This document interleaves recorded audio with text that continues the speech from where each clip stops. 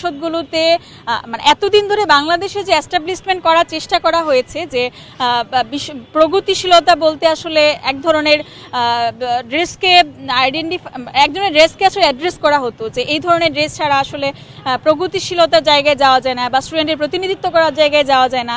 এবং আপনারা দেখে থাকবেন যে জুলাই গণ অভ্যুত্থানের মধ্য দিয়ে আসলে আমরা বলতে আমি হিজাবি নিকাবি যারা আছে তাদেরকে বলতে চাচ্ছি যে তারা আসলে সামনে আসার সুযোগটা পেয়েছে। এর আগে আসলে আমাদের মতো নারীদের উপস্থিতিটা খুবই কম ছিল এবং আপনারা এখনো দেখে থাকবেন যে মেইনস্ট্রিম মিডিয়া আসলে আমাদের কোনো ধরনের প্রোগ্রাম তেমন একটা কভার করা হয় না এবং অনেক জায়গায় হচ্ছে আমরা সেই জায়গাটা এখনো পাচ্ছি না।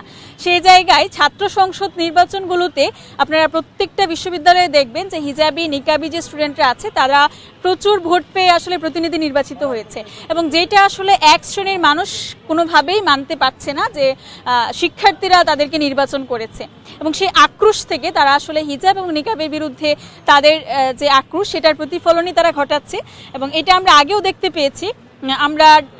আপনারা যদি আমাদের বিশ্ববিদ্যালয়ের অবস্থাটাই দেখেন যে আমরা প্রায় ডিপার্টমেন্টে আমরা হচ্ছে হিজাব নিকাব নিয়ে ভাই ক্লাসে অনেক ধরনের কটূক্তি ফেস করেছি, সেটা নিয়ে আন্দোলনও হয়েছে।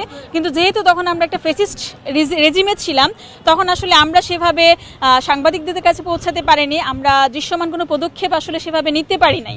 তো সেইটা হচ্ছে এখন হয়তো আমরা কথা বলতে পারছি, এজন্য সেটা কিছুটা সামনে আসছে।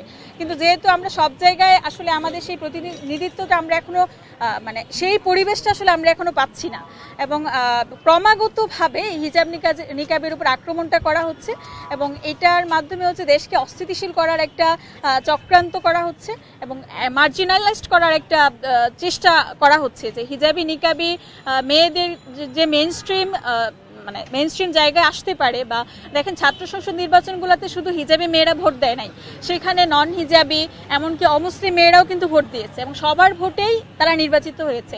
তারপরেও প্রত্যেকটা ক্যাম্পাসে আমরা দেখেছি যে নির্বাচন এবং নির্বাচন পরবর্তীকালীন সময়ে এই নির্বাচিত প্রতিনিধিরা নানা ধরনের কটূক্তি এবং হেনস্থার শিকার হচ্ছে। এটাকে আমি বাংলাদেশে গত 16 বছর ধরে চলা যে ফেসিবাদ সেটারই একটা বর্ধিত অংশ হিসেবে দেখতে চাচ্ছি, যাদেরকে আসলে প্রশাসনের উপযুক্ত উদ্যোগের অভাবে তারা আসলে এই অকারেন্সগুলো বারবার ঘটানোর সাহস পাচ্ছে, সুযোগ পাচ্ছে।